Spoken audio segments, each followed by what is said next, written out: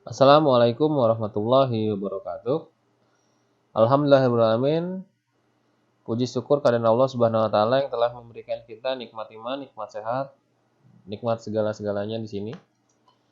Nah, pada perkuliahan online kali ini kita akan ngebahas materi baru. Materi baru kita kali ini adalah tentang Microsoft Excel. Ini menggunakan Microsoft Excel. Nah, tapi yang kali ini yang kita bahas di pertemuan kali ini, pertemuan pertama kita ngebahas tentang lembar kerja Microsoft Excel. Nah, sebelumnya kita cari tahu dulu Microsoft Excel itu apa. Microsoft Excel adalah suatu aplikasi yang disediakan oleh Microsoft Office atau satu paket dengan Microsoft Office yang berfungsi untuk menganalisa data atau membuat data serta memanipulasi data. Dalam Microsoft Excel ada yang disebut dengan workbook. Workbook adalah ini, workbook adalah lembar kerja, bukan lembar kerja, adalah buku kerja. Sekali lagi, buku kerja Microsoft Excel. Nah, buku kerja ini atau disebut dengan file Microsoft Excel, di mana di dalamnya terdapat beberapa lembar kerja. Lembar kerja itu yang seringkali dinamakan worksheet. Nah, bawaan dari Microsoft Excel, worksheet di bawah 2013 itu telah disediakan 3. Tapi 2013 ke atas itu ada 1. Untuk penambahannya, kalian bisa menambahkan dengan cara mengklik tanda plus pada tombol ini. Diklik, setelah diklik nanti worksheet-nya akan bertambah. Otomatis lembar kerjanya pun bertambah. Penambahan worksheet dengan cara mengklik new sheet tadi, atau kita bisa dengan cara klik kanan kemudian insert. Oke. Nah, setelah itu kita juga bisa memberikan nama pada worksheet dengan cara klik kanan, kemudian kita rename. Misalkan kita rename lembar kerja kita namanya data pegawai atau pegawai. Nah, selain dengan cara klik kanan kemudian rename, bisa dengan cara double klik. Misalkan di sini saya tulis worksheet-nya adalah gaji atau nanti adalah data gaji. Nah, dalam suatu data pasti ada yang namanya data sumber. Data sumber adalah data yang tidak boleh dihapus oleh sembarangan orang. Artinya kita kasih hak akses ketika dia akan mau memanipulasi atau menambahkan data. Untuk penambahan data, kalian bisa dengan cara klik kanan, kemudian kalian klikkan Protect Sheet. Saat memberikan Protect Sheet, kalian tuliskan pasportnya. Misalkan pasportnya di sini saya pakai 1, 2, 3. Kita klik OK. Kita inputkan lagi di sini paspor 1, 2, 3. Kita klik OK lagi. Nah, ketika pasportnya sudah kita inputkan, otomatis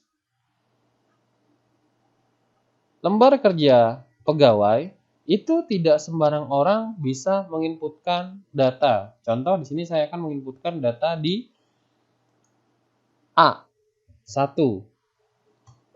Nah, saat saya ingin menginputkan data tersebut atau ada pop-up seperti ini. Artinya kita harus unprotect dulu baru kita masukkan pasportnya. Nah, untuk membuat agar kita bisa menginputkan data tadi sudah dikasih tahu caranya, klik kanan kemudian unprotect. Nah, kita masukkan pasportnya. Pasportnya 1, 2, 3. Tadi kan kita ketik 1, 2, 3. Kita enter, baru dia bisa. Baru kita bisa ketik data tersebut. Oke. Nah, kemudian di dalam lembar kerja terdiri dari menu-menu di atas ya. Di sini ada menu, ada home, insert, page layout, formula, data, review, view, develop, Nitro Pro. Kemudian di bawahnya di sini ada formula bar, kemudian di sini ada name box. Itu name box. Kemudian ada A, B, C, D, E, dan seterusnya. Itu adalah kolom. Yang 1, 2, 3, 4, dan seterusnya itu adalah baris. Nah, kotak-kotak kecil ini adalah sel atau tempat di mana kita menginputkan data. Sel itu adalah pertemuan antara kolom dengan baris.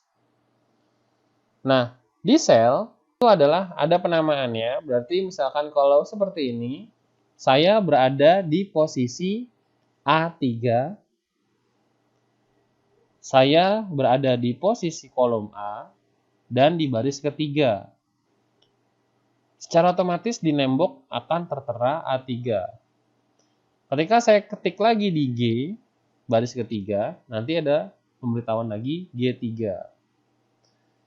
Nah, itu nanti penting ketika kita akan memanipulasi data atau menginputkan data.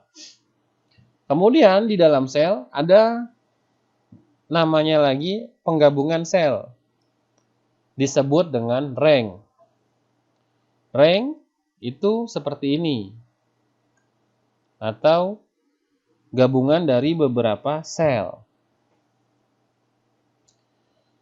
Nah, kalau dilihat rank ini, pas saya blok dari A1 sampai E8, nanti akan tampil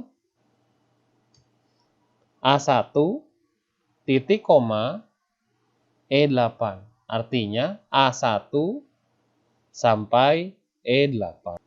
Nah, di sini, misal di sini saya punya ada nomor, saya inputkan 1, 2,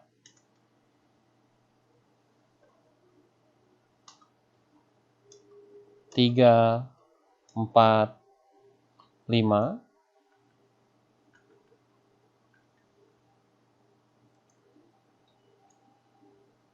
Kemudian ini saya inputkan nama,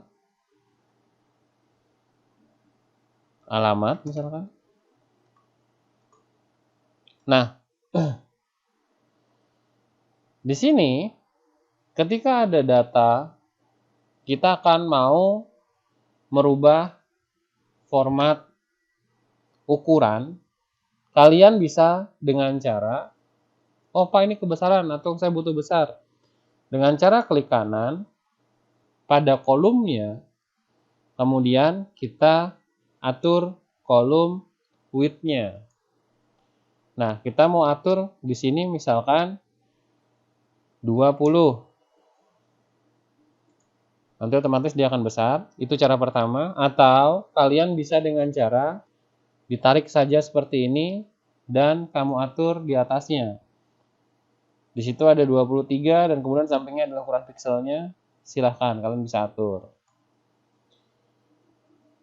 Atau ada juga dengan cara seperti ini. Misal diperhatikan ya di F, G, H, dan I. Di sini ada 1, 2, 3, 4, 5, 6.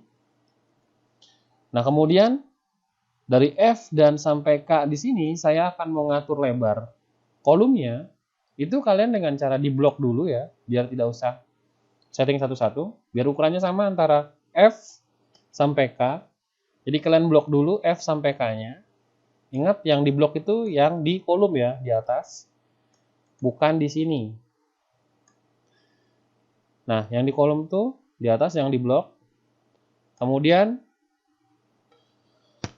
setelah itu kalian tarik width atau atur ukurannya. Misal seperti ini. Secara otomatis dia akan ikut semuanya. Atau menyesuaikan ukuran sesuai dengan tadi yang kita tarik.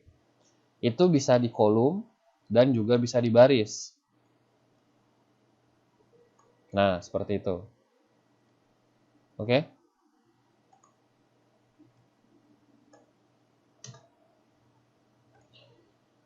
Kiranya pertemuan kali ini cukup sampai di sini. Nanti kita akan lanjut ke materi selanjutnya, ke materi 2. Terima kasih. Wassalamualaikum warahmatullahi wabarakatuh.